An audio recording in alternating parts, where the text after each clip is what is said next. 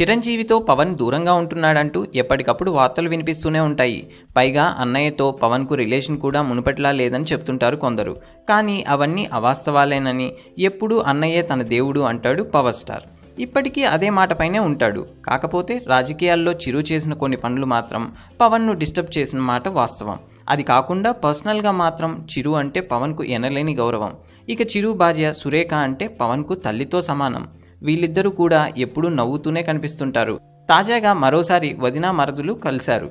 NTV chairman Narendra Chowdary కూతురు ఎంగేజ్మెంట్కు వదినతో కలిసి వచ్చాడు పవన్ కళ్యాణ్. అక్కడే వదినతో చాలాసేపు ముచ్చట్లు పెట్టాడు. అందరూ ఒక దగ్గర కూర్చుంటే తాను మాత్రం చిన్నపిల్లాడిలా వదినతో కూర్చున్నాడు. నవ్వుతూ మాట్లాడుకున్నారు. సురేఖ కూడా పవన్తో చాలాసేపు మాట్లాడింది. ఈ ఇద్దరి మధ్య రిలేషన్ చూసిన తర్వాత చిరంజీవితో పవన్కు చెడిందని ఎవరూ అనుకోరు. ఇప్పటికీ పవన్ కళ్యాణ్ అంటే చిరంజీవికి కొడుకు లాంటి ప్రేమే ఉంది. పవన్కు కూడా అన్నయ్యపై అదే ప్రేమ ఉందని ఎప్పటికప్పుడు నిరూపిస్తూనే ఉన్నారు మెగా బ్రదర్స్.